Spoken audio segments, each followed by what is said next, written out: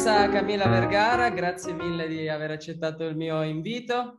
Lei è politologa, giurista e ricercatrice cilena all'Università di Cambridge, di Regno Unito. La ringrazio per aver accettato il mio invito e diciamo che partirei appunto ragionando un po' sul suo libro più importante, che è questo Corruzione sistemica, e chiedendole appunto di fare un po' il punto della situazione. Io inizierei appunto parlando proprio di questa sistemica, questo termine che appunto lei dice non essere una corruzione normale, di una corruzione basata diciamo sulla singola figura umana, quindi del politico oppure di un apparato singolo, ma proprio una questione globale, sistemica. Quindi le chiederei appunto di precisare questo termine e come mai appunto ha deciso di intitolare così questo suo libro. Muchas gracias, Davide, por esta invitación. Es un honor estar aquí y hablar de la corrupción sistémica. Como tú bien dijiste, la corrupción sistémica es distinta de la corrupción individual, personal. Nosotros desde el siglo XVII, de la era más moderna, nosotros todo lo concebimos de manera individual. Es decir, cuando nosotros hablamos de corrupción, siempre hablamos de individuos, de un nexo entre lo privado y lo público, agentes que básicamente se sirven a sí mismos de una manera que es ilegal, ¿ya? Y eso es importante, que es rompen la ley, quiebran la ley. Sin embargo, nosotros no tenemos el entendimiento de la ley corrupta. Para nosotros la ley nunca es corrupta. La ley es lo que marca lo que es corrupto y lo que no es corrupto. Sin embargo, en la antigüedad, la ley no era necesariamente algo bueno o que básicamente iba hacia el beneficio de la mayoría, sino que era entendido, por lo menos desde el pensamiento de Maquiavelo, era entendida la ley como una herramienta que era hecha a través del conflicto entre la élite y el pueblo, y el resultado de ese conflicto institucional, de esa discusión, de ese conflicto, emanaba una ley buena. Pero si una ley no era hecha a través del conflicto, pero era impuesta desde las élites, él decía lo más probable es que esa ley sea corrupta y que vaya en el fondo hacia un vehículo para la corrupción. Y cuando nosotros hablamos hoy de corrupción sistémica, tiene que ver con el orden constitucional, en el sentido de que hoy día nosotros entendemos que las leyes son buenas porque siguen un procedimiento específico. Van al Parlamento, ¿no es cierto? Empieza la Cámara Baja, luego el Senado o el presidente inicia, luego el presidente firma y se hace ley. Y esa ley es supuestamente buena, porque se hizo a través de un procedimiento correcto. Sin embargo, esa ley puede ir al beneficio de los pocos y no de la mayoría. Puede ir a aplastar a la mayoría, a reprimir a la mayoría, a oprimirla. Entonces, nosotros no tenemos cómo diferenciar una ley que es buena, que beneficia a la mayoría, de una que es mala y que va al beneficio de los pocos. Y hoy día, como tenemos nuestros organismos, nuestro Congreso, parlamentos, están cooptados por las oligarquías, ya que a través de las campañas políticas, a través de los favores, eso hace que los órganos representativos tiendan a legislar para el beneficio de los pocos en vez de los muchos. Entonces, esto es lo que yo llamo corrupción sistémica, cuando el sistema, cuando las leyes están hechas para el beneficio de unos pocos en desmedro de la mayoría. Y eso es algo que tenemos que reformularlo, ¿no? Es algo que no existe en nuestro vocabulario. Allora, le chiederei adesso invece di spiegare come è avvenuta questa degenerazione della democrazia nel nostro paese, anche nei paesi, diciamo, europei, la sua riflessione internazionale, però so che appunto ha anche attenzione per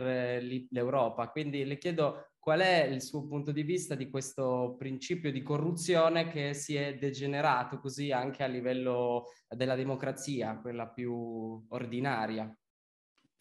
Esa es una muy buena pregunta, ya que tiene que ver con esta forma, este proceso de degradación de los sistemas. En la antigüedad había una fusión entre el orden constitucional o las teorías, ya la política, y la naturaleza, la physis. Entonces era entendido que aunque eran órdenes artificiales, hechos por los humanos, estos también se degradan, ¿ya? Esto se debe a que cada orden constitucional permite un grado de libertad, y ese grado de libertad hace que nosotros, los humanos, que somos muy inteligentes, nos tratemos de saltar las reglas, tratemos de hacer las reglas para nuestro propio beneficio. Entonces, los antiguos dicen que, y esto yo sigo a Maquiavelo, que aunque uno tenga reglas buenas o un sistema bueno, como el sistema representativo, inevitablemente tiende a degenerarse, ya que las personas se olvidan que tienen que legislar para la mayoría, empiezan a legislar para ellos, y eso causa que la democracia, que es el gobierno del pueblo, del demos, ¿ya? De la mayoría, es un gobierno que es elegido por la mayoría, y por ende, si ese gobierno no sirve a la mayoría, no beneficia a la mayoría, entonces podemos ver que ese gobierno se ha ido degradando. En Europa, esta degradación se estancó, podría decirse, o se paró por un tiempo temporalmente luego del periodo de las guerras, ya que ahí el estado de bienestar se expande, y eso hace que da lo mismo quién esté en el gobierno, siempre ese estado de bienestar va a servir por lo menos a la mayoría. Y vemos que en Europa la distribución del ingreso y de la riqueza es más equitativo que en el resto del mundo, ¿ya? Sin embargo, con las reformas neoliberales que vienen en Latinoamérica, en Estados Unidos, luego Inglaterra, en todos, y se empieza a expandir, esto también llega al corazón de Europa, y la austeridad llega al corazón de Europa, y eso hace que esas medidas que son de austeridad y que vienen a cortar los beneficios, hace que la mayoría no se vea beneficiada en la misma proporción, por lo menos, que las élites. Y aquí estamos hablando de los súper ricos, el 1%. Entonces vemos que incluso en los estados de bienestar de Europa, los gobiernos representativos que están elegidos por las mayorías no benefician a las mayorías. Entonces vemos que desde un origen, si vemos desde el origen constitucional, la forma en que estaba trazado este sistema era para no permitir que las masas, que la mayoría de pobres básicamente viniera a reclamar propiedad y que viniera a pedir redistribución. Entonces era para mantener más o menos todo en armonía y tranquilo, por así decirlo. Hoy, con el avance del neoliberalismo y la privatización, la austeridad, este balance entre las élites y el pueblo empieza a desbalancearse, ¿ya? Empieza a beneficiar más a los súper ricos que a la mayoría, y en eso estamos en este trayecto en que nuestras democracias se están empezando a degradar rápidamente y no tenemos forma de parar esta degradazione. E il neoliberismo, che adesso è anche una forma, come dire, di pensiero che esiste anche al di là dell'economia. E io volevo sapere da lei se secondo la sua riflessione, questa visione del mondo ha ancora tanto tempo, nel senso se questo, come dire, continuerà a essere questa la visione, cioè la visione neoliberale, ordoliberista ancora di più, che noi qui in Italia sperimentiamo, anche perché il governo che abbiamo adesso, Mario Draghi, è uno degli esponenti principali di questo sistema di pensiero. Però appunto la domanda era come vedi possibile una soluzione a questa visione delle cose? Primero que todo, hay que recordar que el neoliberalismo nace en la periferia, en Chile. Primera vez que se prueba estas medidas neoliberales de austeridad, de privatización, de Estado mínimo, ya de impuestos bajos, de tarifas bajas para estar abiertos al mercado. Eso empieza en 1973 con el golpe militar en contra de Salvador Allende en Chile y luego con la dictadura de Augusto Pinochet. Y aquí en Chile se prueba, se hace un laboratorio, porque estaba bajo las armas, ¿no es cierto? No se podía votar, no había libertad, entonces por ende se podían probar las medidas neoliberales más radicales en este laboratorio. Y esto luego se copia en Inglaterra y en Estados Unidos con Margaret Thatcher y Ronald Reagan. Y luego se expande porque el Fondo Monetario Internacional y el Banco Mundial empiezan a requerir a las economías en desarrollo que implementen estas medidas neoliberales que tienen que ver con la reducción del Estado, con la baja de las tarifas, la baja de impuestos para hacer más fácil los negocios, ¿ya? Y esto lo imponen si es que estas naciones quieren crédito. Entonces, si las naciones quieren dinero, ya para poder desarrollarse, entonces tienen que implementar estas medidas. Entonces se expanden por todo el mundo y finalmente llegan a Europa. Y esta es más allá de un pensamiento, sino que es una ideología que es empujada por las élites económicas, porque es a las élites económicas a las que le beneficia este sistema. Y este sistema, como se basa en la privatización y en la apertura, hace que haya un crecimiento acelerado de la economía, ¿ya? 6, 7% anual, incluso más de eso. Pero el problema es que todo ese crecimiento, toda esa riqueza nacional es apropiada desproporcionadamente por el 10% más rico. Entonces tenemos que hoy día en Latinoamérica más o menos el 75% de la riqueza nacional es apropiada por el 10% más rico del país. Y el 50% más pobre del país no tiene ninguna propiedad e incluso está en negativo, debe, ya está endeudada. Entonces, eso es más o menos la visión neoliberal en que se produce un crecimiento económico para poder apropiar y supuestamente la ideología dice que los súper ricos van a invertir y van a crear empleo, ¿ya? Y eso básicamente no sucede. Los súper ricos agarran este dinero, lo ponen en el sector financiero y empiezan a rentar del sector financiero sin realmente ayudar a desarrollar los países. ¿Cómo podemos ir en contra de esto? ¿Cómo podemos desmantelar este sistema neoliberal que está en todos lados? Yo diría con poder popular, es la única forma, ya que las élites son en su mayoría neoliberales, y si no son neoliberales, están muy asustadas de ir en contra de la inversión, ya que siempre por lo menos en las últimas 2 décadas, se ha visto que el crecimiento económico es la medición de qué tan bueno es un gobierno. Si la economía crece, el gobierno en el fondo se mantiene en el poder.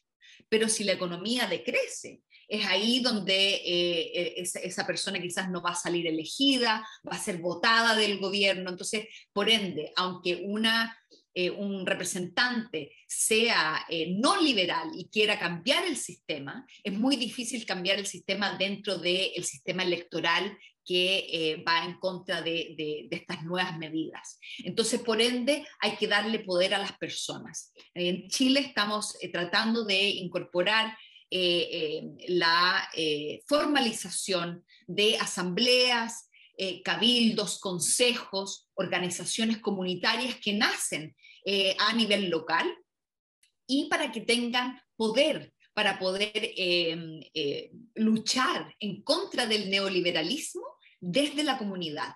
Entonces, por ejemplo, si tenemos un Estado que quiere privatizar el agua, por ejemplo, y que quiere dar en concesión los minerales, por ejemplo, de una comunidad, esa comunidad hoy no tiene ninguna forma de frenar ese neoliberalismo.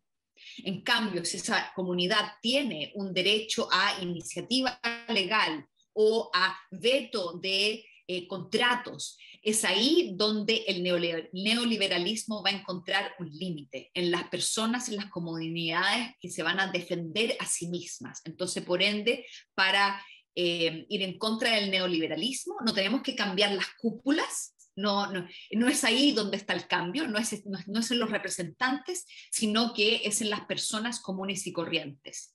Y quiero dar un ejemplo último acerca del calentamiento global, el cambio climático.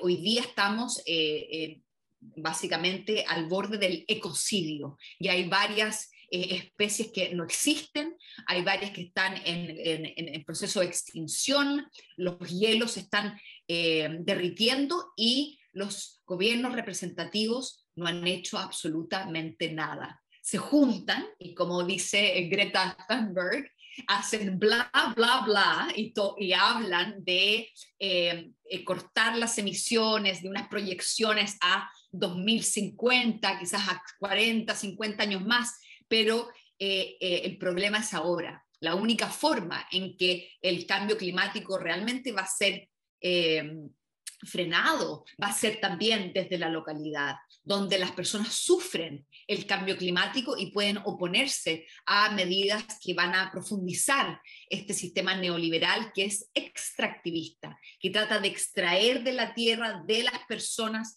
para acumular en el 1%.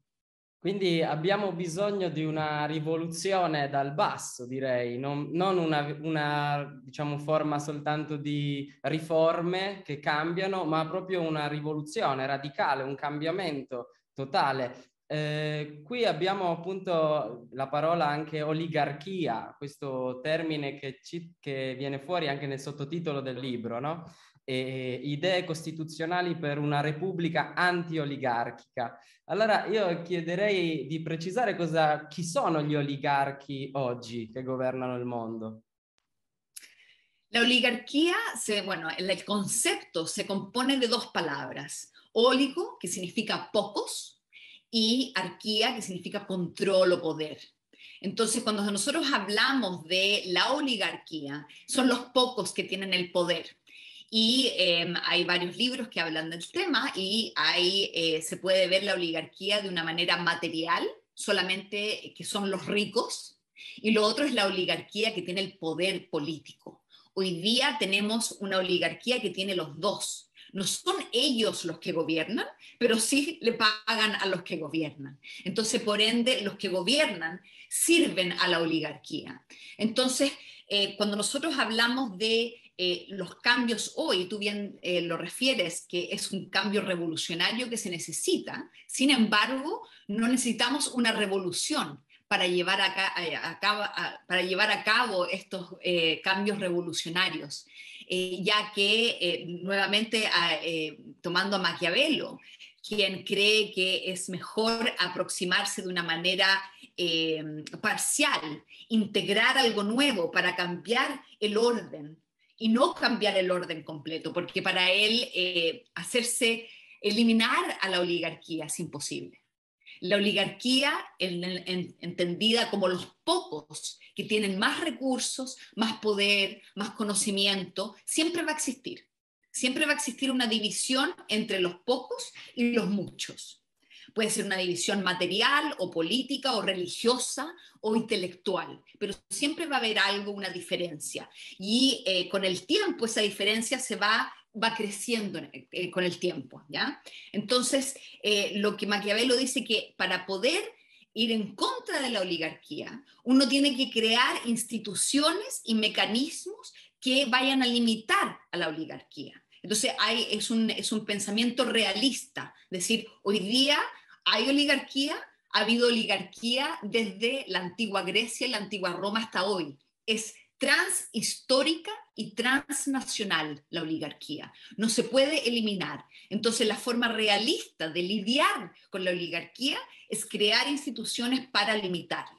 Entonces es ahí donde el poder popular entra. Hoy día, a diferencia de la Florencia de Maquiavelo, ¿ya? A diferencia de la Roma de la antigüedad, los países hoy, las constituciones hoy, no tienen instituciones populares. Solamente tienen instituciones elegidas, representativas, donde nosotros autorizamos a otros para que gobiernen. Entonces, cuando pensamos en una república antioligárquica, tenemos que incorporar un poder popular donde las personas puedan realmente ejercer el poder y también límites a la oligarquía. Límites como, por ejemplo, un techo para la acumulación, un impuesto a la riqueza, donde haya un máximo de sueldo, por ejemplo, entre la clase trabajadora y los que administran, por ejemplo, que haya una equidad. Hoy día no existe límite. Hoy día no hay límite para todo, salvo para la acumulación de riquezas. Entonces, cuando estamos pensando en una república antioligárquica, tenemos que pensar en un modo modular, en una especie de constitución mosaico, en que hay varios pedazos y que nosotros podemos incorporar actores nuevos, como el pueblo, como una institución, por ejemplo, para defender al pueblo, para que sea una institución autónoma, que no sea representativa, que no vaya con campaña política, que no haya dinero de por medio, ¿ya? Y no tratar de reformar lo que existe, no tratar de ponerle límites a las personas que ya están elegidas, porque eso realmente no sirve. Ellos se saltan los límites. Entonces hay que incorporar un nuevo actor con herramientas suficientes para poter frenar el avance della oligarchia. Come si inserisce invece il discorso della digitalizzazione, della visione anche invisibile della realtà, che la società piano piano sta sempre di più andando come dire, a integrare sia nel mondo delle persone, il web diventa sempre più un dato a cui tenere conto, e però anche a livello politico, di biopolitica, si è parlato molto anche a livello della pandemia, di quello che è successo in questi ultimi 2 anni. Come si inserisce questo discorso all'interno di questa sua trattazione? Esa es una pregunta muy interesante, ya que la tecnología y la era digital es un arma de doble filo, tiene una moneda de dos caras.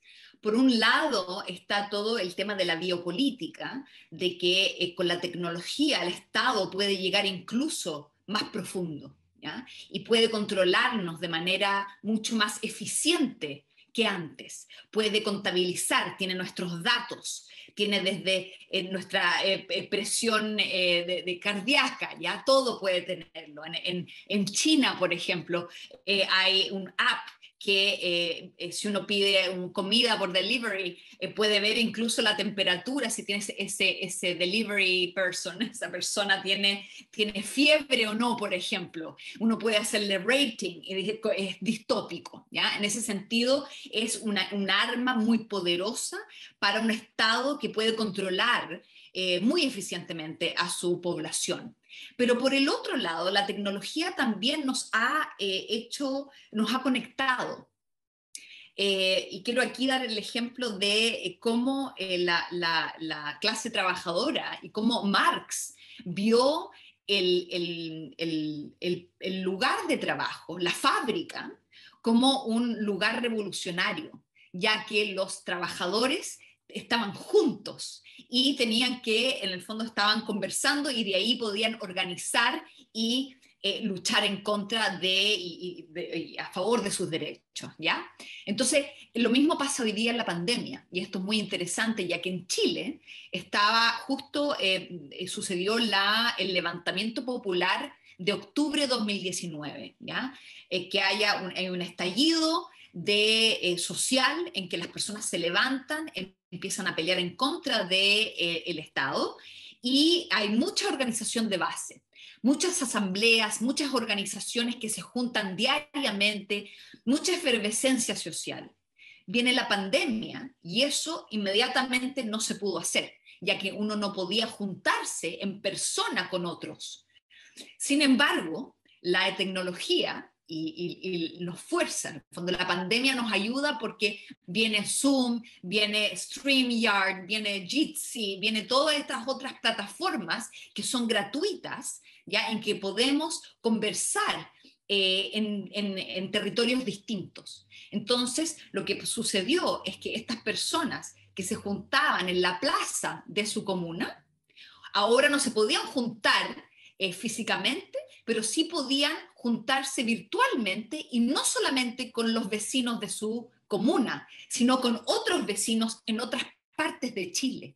Entonces se logró una coordinación entre las asambleas de distintos lugares del país. Entonces, hoy día, por ejemplo, yo pertenezco a un cabildo hay personas de 11 regiones de Chile, incluso personas en el extranjero, y nos juntamos una vez a la semana virtualmente y podemos organizar y planear.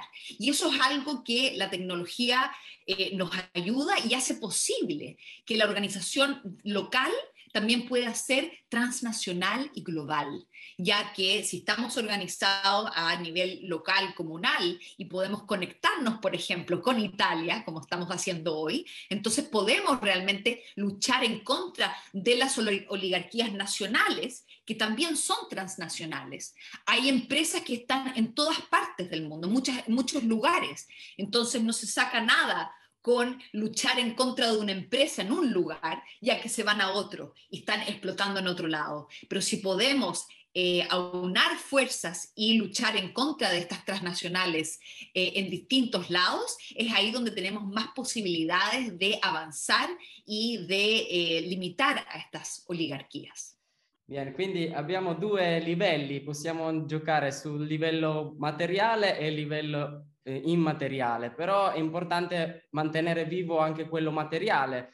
Oggi abbiamo invece forse anche un po' il rischio di perderci in questo limbo che è poi il livello, diciamo appunto, del digitale. Ci illudiamo forse di fare la rivoluzione scrivendo su internet, quando invece bisogna anche attivarsi fisicamente, credo io. Su questo punto, come sta procedendo l'operazione in Cile della Costituente? So che tu stai lavorando molto a scrivere anche un po' il progetto, e quindi ti chiederei di dirci due parole su questo e anche sulla figura di Gabriel Boric, che sappiamo che, diciamo, è stato eletto adesso di recente. Quindi Sí, creo que estás en lo correcto en que la tecnología también nos hace menos materiales, en el sentido de que creemos que hacemos una revolución desde Twitter, ¿ya? Y eso claramente no funciona. Hay que hacer las dos. Y hay un problema también con la brecha tecnológica. En Chile, por ejemplo, un 30% de la población no tiene acceso a Internet. No tiene. Entonces uno los deja fuera si hace solamente algo virtual. Entonces hay que hacerlo doble, hay que movilizar y hacer contacto material y también el virtual, porque eso nos permite ir más allá de nuestras propias fronteras. Entonces muy importante, pero no hay que quedarse en la virtualidad. Y en términos de Chile, estamos en un proceso constituyente en que se están creando hoy las reglas. De hecho, en enero se cierra el plazo para crear nuevos artículos. Ahora se están, todas las personas, en el fondo hay un doble proceso. Las personas comunes y corrientes pueden proponer iniciativas de artículos para la Constitución, pero deben conseguirse 15.000 firmas, 15.000 votos de personas para poder hacer esa iniciativa e ir a presentarla a la Convención Constitucional. La Convención, los representantes pueden escuchar, pueden sacar, modificar, pueden rechazar o pueden aprobar. Entonces, no es un poder vinculante, no es un poder que obligue, sino que simplemente es una sugerencia que el pueblo hace, ¿ya? Y por el otro lado, los convencionales, los representantes, también pueden incluir artículos, ¿ya? Entonces, en febrero, el próximo mes, van a tener todos los artículos propuestos y ahí se va a empezar a votar cuáles son los artículos de la nueva Constitución. Y muy interesante, los dos primeros iniciativas de representantes fue uno, declarar el cielo como un bien común, la atmósfera como un bien común, que es inapropiable, que no se puede vender, de que se tiene que proteger, de que, por ejemplo, la luz, las luminarias en las ciudades llegan a contaminar ese ambiente. Animales no pueden vivir. Nosotros hay que recordar que en Chile tenemos los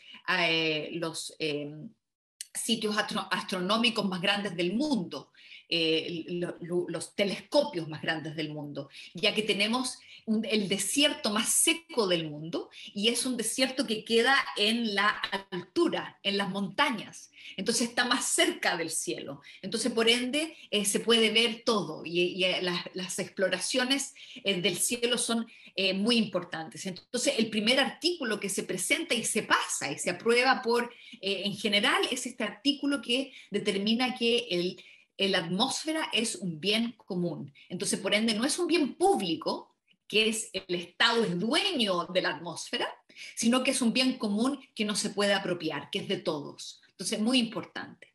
Y por el otro lado, se aprobó otra iniciativa importante que declara el Estado chileno como un Estado plurinacional, entre otras cosas. Y esto es algo nuevo para Europa, o sea, Europa es, en general, los países europeos son plurinacionales, pero sus constituciones no lo son. Y la plurinacionalidad no significa solamente reconocer las distintas naciones dentro del Estado, sino otorgarles autonomía a esas naciones, otorgarles soberanía de sus territorios, ¿ya? Y eso es algo que los pueblos originarios, los pueblos indígenas en Chile han estado luchando en contra del Estado centralista que ha existido hasta ahora. Entonces, este nuevo artículo dice que Chile es un Estado regional, donde van a haber regiones, y estas regiones van a tener autonomía territorial, autonomía administrativa, autonomía política, ¿ya? Y eso hace que sea un Estado realmente descentralizado. Eso es una declaración, de ahí a que se haga, ese es otro tema, pero eso es muy interesante ya que se está realmente innovando en términos de cómo los chilenos nos entendemos y cómo Chile se entiende como país, no como un país unitario, centralista, homogéneo, sino con todas estas naciones nuevas, que son antiguas, pero que hoy día son reconocidas y se les da en igualdad, ¿ya? Poder en igualdad. Entonces, eso es muy interesante. Sin embargo, cada artículo de la Constitución, de estos artículos que se proponen, tiene que ser aprobado por 2/3 de la Convención Constitucional. Es una supermayoría que fue impuesta por el gobierno de derecha que va saliendo de Sebastián Piñera, que viola los derechos humanos, que saca sus dineros a paraísos fiscales, ya una persona que realmente tiene una aprobación debajo del 10%. ¿Ya? Esta persona está en contra del proceso en sí mismo, ¿ya? Y por ende impuso una supermayoría de 2/3. Y el problema es que la derecha su partido, ya, su coalición, tiene más o menos un tercio de la convención. Entonces va a ser muy difícil poder pasar artículos que sean realmente transformadores sin la venia y sin la aprobación de la derecha o la exconcertación, que es esta coalición de centro-izquierda que también gobernó, pero es una centro-izquierda neoliberal, ¿ya? Y que está a favor de proteger lo que existe. Entonces va a ser una pelea difícil durante estos meses. La Constitución tiene que estar lista para septiembre. O sea, tenemos muy poco tiempo y es fast track, muy rápido. Y tenemos por otro lado el nuevo presidente, Gabriel Boric, quien fue elegido en diciembre, en una segunda vuelta. Él fue en contra, el opositor era José Antonio Kast, que es básicamente hijo de un soldado nazi y que fundó un partido de ultraderecha que se llama el Partido Republicano, copiando el Partido Republicano de Estados Unidos, ¿ya? Entonces es realmente, y claro, completamente fuera de lo común, en contra de los inmigrantes. Quería, por ejemplo, él propuso hacer una alianza regional para perseguir a los activistas de izquierda. Imagínense, o sea, en contra de los derechos humanos, quería salirse de las Naciones Unidas, de ese nivel de candidato. Y Gabriel Boric era el otro, y él es un dirigente estudiantil de 2011. En 2011 había un grupo de estudiantes que eran de las federaciones de estudiantes de las universidades que querían la educación gratuita, porque la educación, igual que en Estados Unidos, igual que en muchos otros lados, no en Europa, pero en muchos otros lados donde es una mercancía, la educación es carísima. Entonces, por ende, las personas se tienen que endeudar y las familias trabajadoras no pueden endeudarse para que sus hijos vayan a la universidad. Entonces, los líderes universitarios le pedían al Estado que hiciera la universidad gratuita para todas las personas. Y eso fue la movilización donde Gabriel Boric partió como un activista político. Luego él se convirtió en diputado de esta coalición que se llama el Frente Amplio. Y que adentro tiene un sector de centro izquierda, como más de ya izquierda, más cercano al Partido Comunista. Y hizo una coalición con el Partido Comunista y ganaron esta elección. Y él va a asumir en marzo. Pero el problema es que, bueno, si uno ve la biografía de Boric, uno dice, bueno, es un ex estudiante del movimiento estudiantil, revolucionario, ¿ya? Es el presidente más joven de Chile, nunca elegido, ¿ya? Entonces, hay muchas cosas que dan esperanza. Sin embargo, cuando uno ve el Congreso, cómo fue la elección del Congreso, uno ve que el Congreso está completamente dividido. La derecha tiene el 50% del Congreso. Entonces, por ende, él no va a poder pasar ninguna ley sin la aprobación de la derecha, lo que es muy peligroso, ya que él va a tener 4 años para estar en este gobierno de transición, que va a tener que implementar la nueva constitución, que se va a aprobar en septiembre, ¿ya? Se va a poner a referéndum en septiembre, y esa nueva constitución va a tener que decir, se tiene, por ejemplo, que hacer un servicio nacional de salud, por ejemplo. Entonces, eso va a requerir leyes, y si las leyes no se pasan en el Congreso, ¿qué se va a hacer? Y él, aunque haya sido un activista estudiantil en 2011, hoy día es una persona mucho más moderada, ¿ya? Madura en ese sentido, y que ha sido cooptado por la política de siempre, ¿ya? Entonces él dice que quiere transformación, pero a pasos cortos, y que quiere transformaciones responsables. Entonces, estamos aquí viendo que todo este lenguaje de la transformación y de la juventud se viene a moderar y viene a limitarse por la realidad, en el fondo, la coyuntura política, en que no se va a poder avanzar. Entonces, aquí de nuevo, ¿qué vamos a hacer? ¿Vamos a esperar 4 años a que bloqueen todas las leyes en el Congreso? No se va a poder, porque el pueblo se va a volver a levantar, ya que hay cosas, por ejemplo, el derecho a la vivienda, el derecho al agua, el derecho a la salud, el derecho a la pensión. Hoy día todo eso es privado y hay personas que viven en la miseria. Entonces hay muchas cosas que reparar en Chile. Entonces, si no se pasan leyes, eso no se va a poder reparar. Y ese sufrimiento no puede esperar 4 años a que se elija un nuevo Congreso. Entonces es ahí donde yo creo que sí se logra en la nueva Constitución tener mecanismos de participación popular en que las personas puedan iniciar leyes, ahí se puede hacer un bypass del Congreso y se puede avanzar. Pero eso ahí está por verse.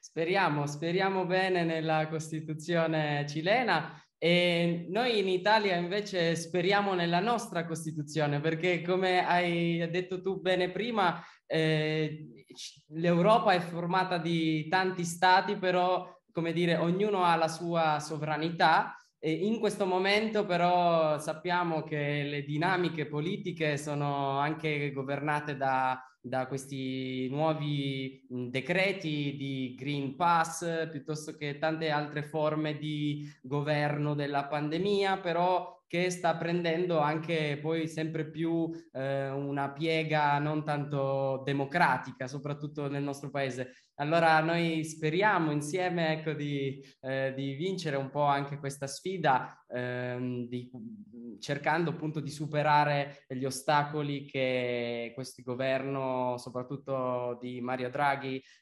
oggi sta in qualche modo impedendo a determinate minoranze di vivere una vita democratica, un diritto alla libertà, diritto alla possibilità di andare a usare mezzi pubblici, di andare a lavorare. Noi abbiamo addirittura questo in Italia: non si può lavorare se non hai il Green Pass, se non hai determinate leggi. Ecco, la sofferenza forse di ogni nazione può essere diversa, però poi il sistema, ecco, neoliberale, il sistema mentale di alcune politiche poi alla fine si riflette in tutti i paesi nello stesso modo. Dobbiamo uscire forse da questa visione e cercare, ecco, come dicevi bene tu, di recuperare anche la parte del popolo.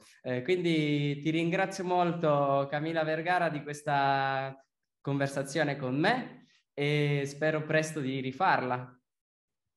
Sí, muchas gracias. Ojalá podamos vernos en persona para poder hacer la revolución en persona y no solamente en forma virtual. Muchas gracias. Grazie a te.